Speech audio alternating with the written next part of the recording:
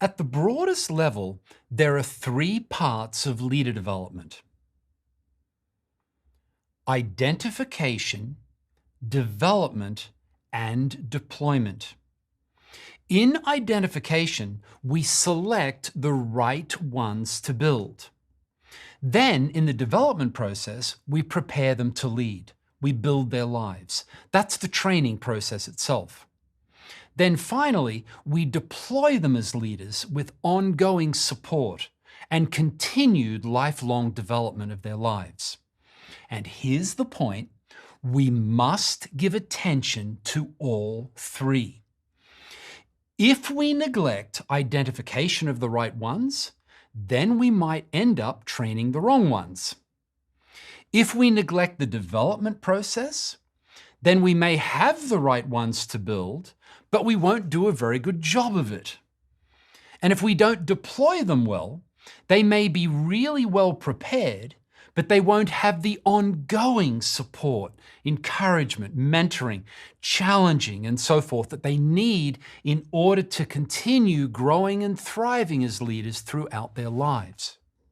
So we must give attention to all three. Of these three, however, we often do a bad job of identification. Look at these words from Ralph Winter, the great missiologist.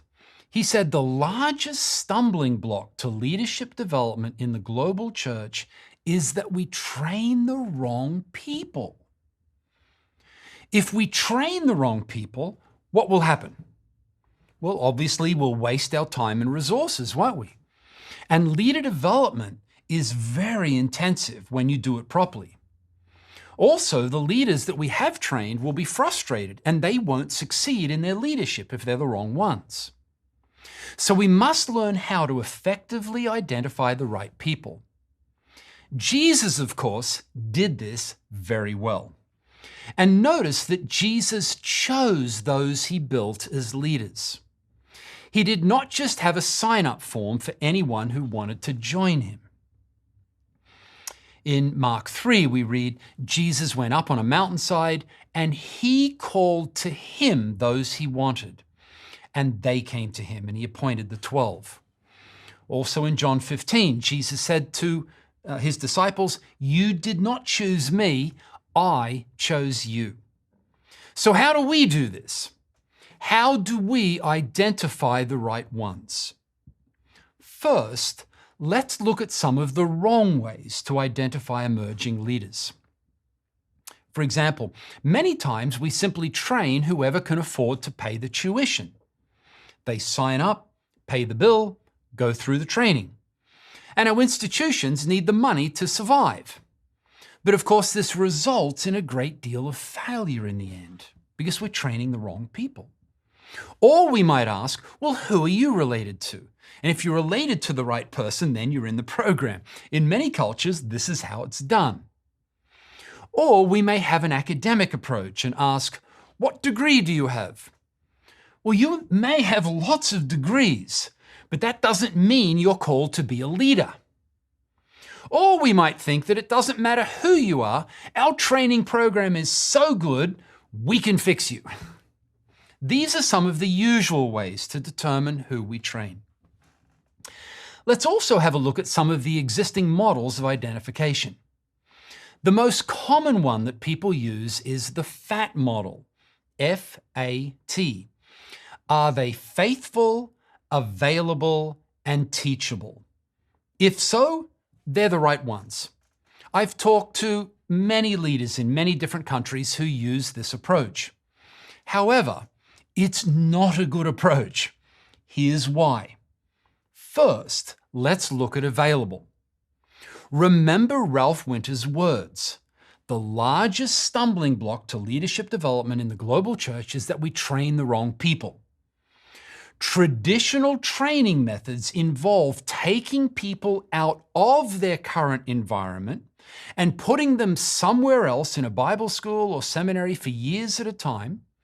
And this means the only people that can actually do this are those who do not have significant existing leadership responsibilities.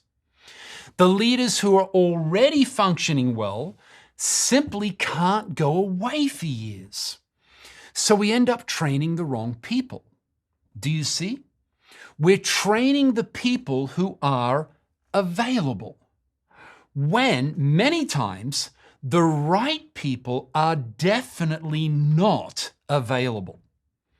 Second, let's look at teachable. Now, that is a good one. That is a mark of a high potential leader. But third, let's look at faithful. This one is good, but not good.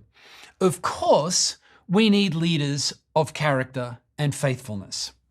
But character is not necessarily a mark of high leadership potential. Think about it this way.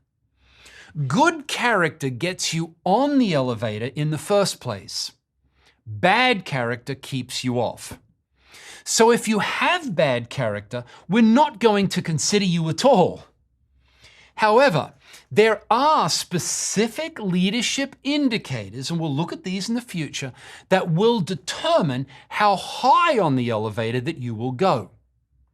We must distinguish between foundational issues like faithfulness that get you on the elevator and specific leadership characteristics that will determine how high you will go as a leader. If faithfulness is the main thing that you look for, you will end up with many leaders who are wonderful, faithful people, but they can't lead. And that is the case in many Christian organizations and churches around the world. So the FAT model is not a good approach to identifying high potential emerging leaders. How then do we do it? I'm glad you asked.